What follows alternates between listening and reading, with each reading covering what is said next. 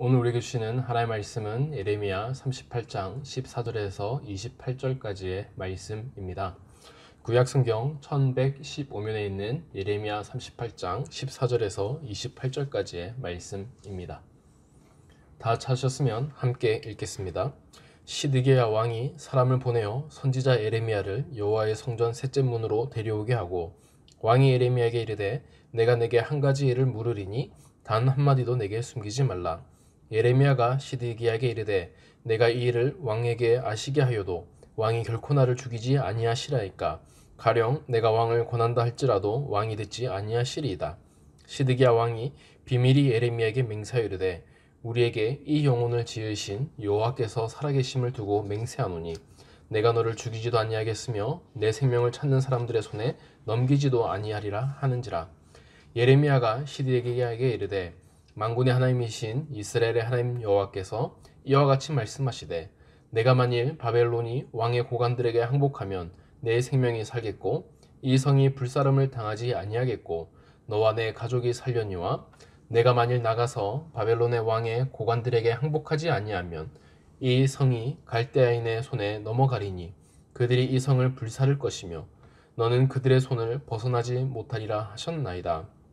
시드기야 왕이 예레미야에게 이르되 나는 갈대아인에게 항복한 유다인을 두려워하노라. 염려하건대 갈대아인이 나를 그들의 손에 넘기면 그들이 나를 조롱할까 하노라 하는지라. 예레미야가 이르되 그 무리가 왕을 그들에게 넘기지 아니하리이다. 원하옵나니 내가 왕에게 아뢰바 여호와의 목소리에 순종하소서. 그리하면 왕이 복을 받아 생명을 보존하시리이다.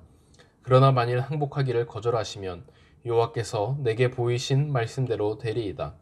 보라, 곧 유다 왕궁에 남아있는 모든 여자가 바벨론 왕의 고관들에게 끌려갈 것이요 그 여자들에게 내게 말하기를 내 친구들이 너를 깨어 이기고 내 발이 진흙에 빠짐을 보고 물러가도다 하리라. 내 아내들과 자녀는 갈대아인에게로 끌려가겠고 너는 그들의 손에서 벗어나지 못하고 바벨론 왕의 손에 잡히리라. 또 내가 이 성읍으로 불사람을 당하게 하리라 하셨나이다. 시드기야가 예레미야에게 이르되 너는 이 말을 어느 사람에게도 알리지 말라. 그리하면 내가 죽지 아니하리라.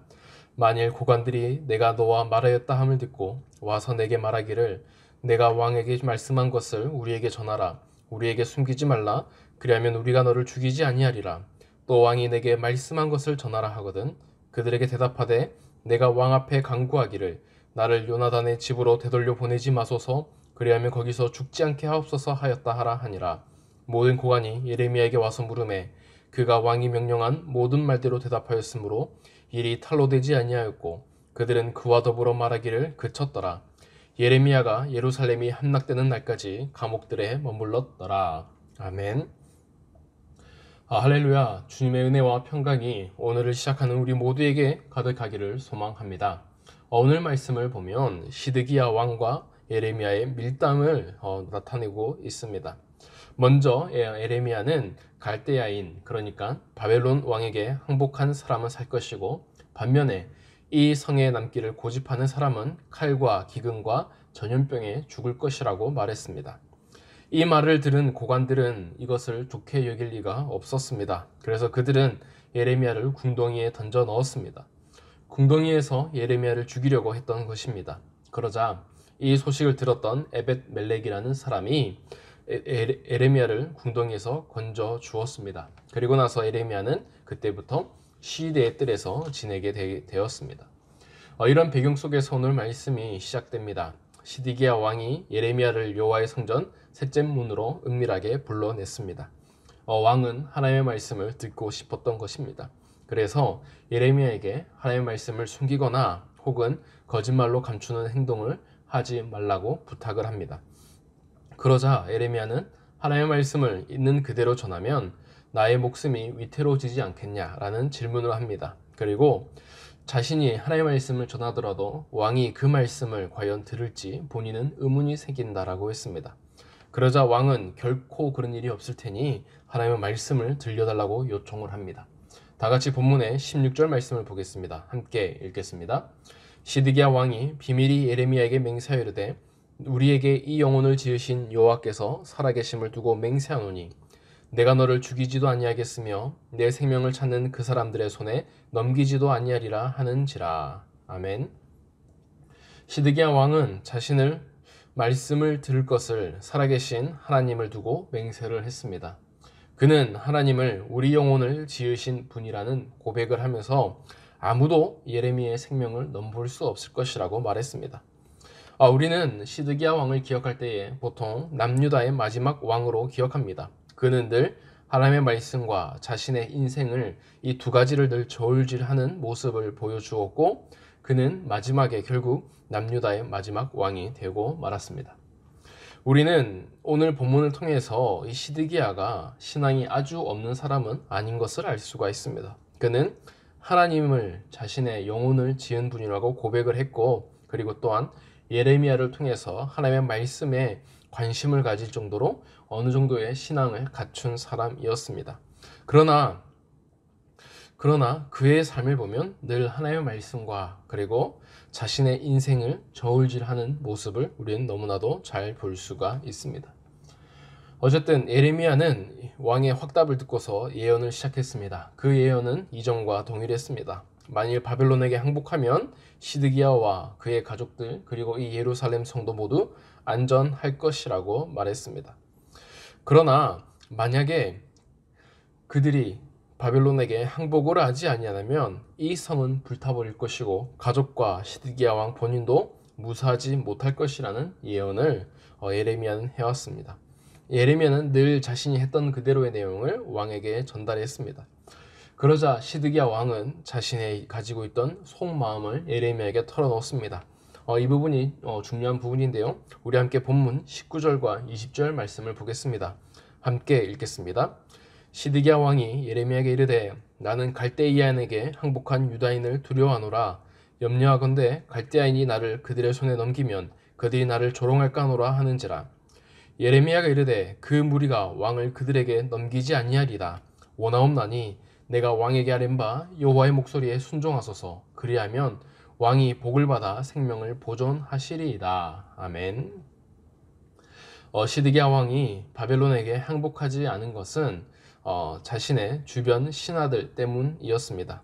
그들은 항복을 완강하게 거절했었고 그 신하들의 입김에 눈치를 보았던 시드기야는 공식적으로 항복을 선언할 수가 없었습니다. 그런데 오늘 본문을 더 보면 시드기야 개인적인 걱정과 두려움을 가르쳐주고 있습니다.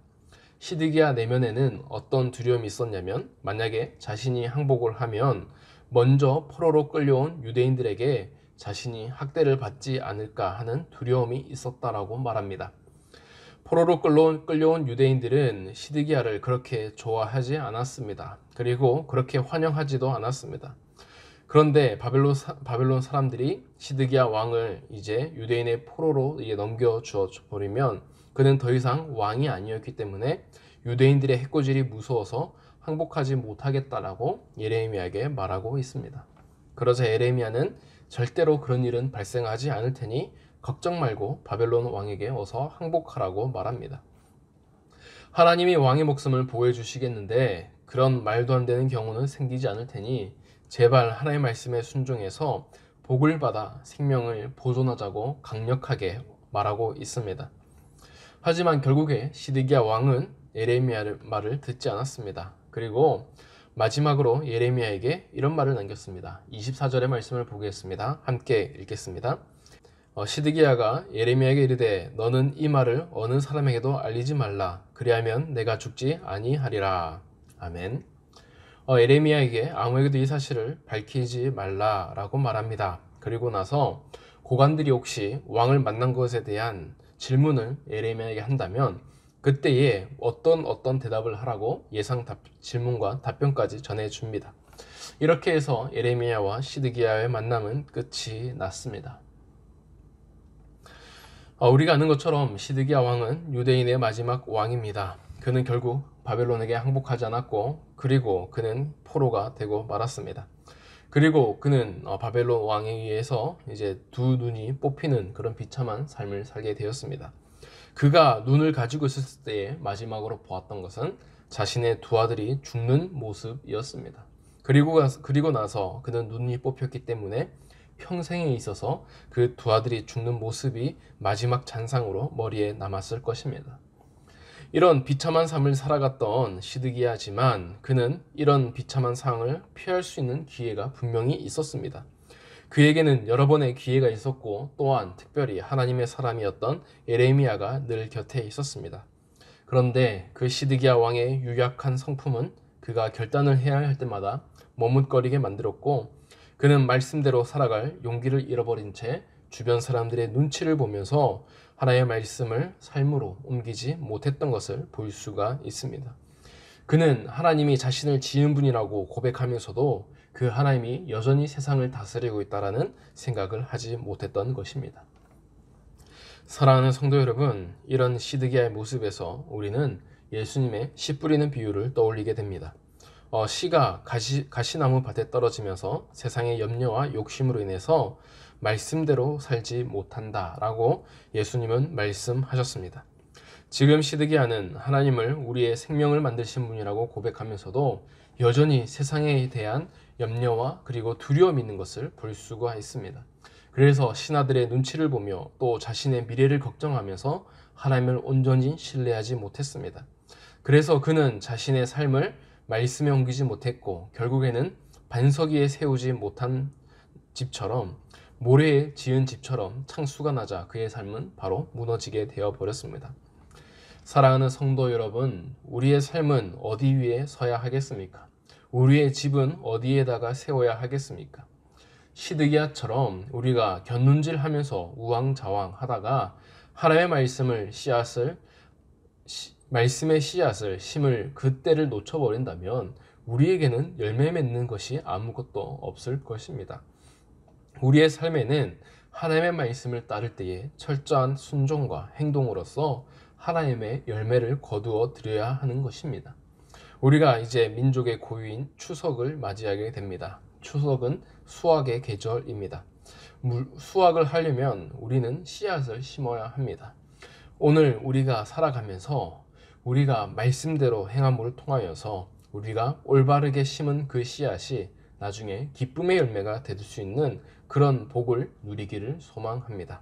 이 시간 함께 기도하겠습니다. 사랑이 많으신 하나님 아버지, 오늘 말씀을 살펴봅니다. 시드기야 왕에게는 예레미야가 있었습니다. 그럼에도 불구하고 그는 말씀에 대한 결단을 하지 못했습니다. 세상의 염려와 세상의 걱정과 그리고 주변의 눈치를 보느라 그는 시간을 허송세월을 했습니다. 그리고 마침내 그의 삶은 누구보다도 비참한 신세로 전락하고 말았습니다. 하나님, 우리 안에 하나님을 믿는 믿음을 주시되 더 큰 믿음을 주시고 이 땅을 하나님께서 움직이시고 다스리신다는 사실을 믿게 하여 주셔서 우리가 사람들의 눈치를 보며 사는 것이 아니라 하나님의 눈치를 보며 살아갈 수 있는 우리 모두가 되게 하여 주시옵소서. 세상을 두려워하는 자가 아니라 하나님을 두려워하는 자가 되어서 세상 가운데에 하나님을 늘 전할 수 있는 그리고 하나님의 뜻을 실현할 수 있는 그러한 사람이 되게 하여 주시옵소서. 하나님, 우리는 너무나도 부족하고 우리의 결심은 연약합니다. 그러나 우리 가운데에 함께 하여 주시고 우리에게 든든한 확신을 주셔서 우리가 날마다 인생의 결단을 말씀 안에서 이루어지게 하여 주시옵소서. 오늘도 함께 하실 걸 믿사오며 예수님의 이름으로 기도드립니다. 아멘.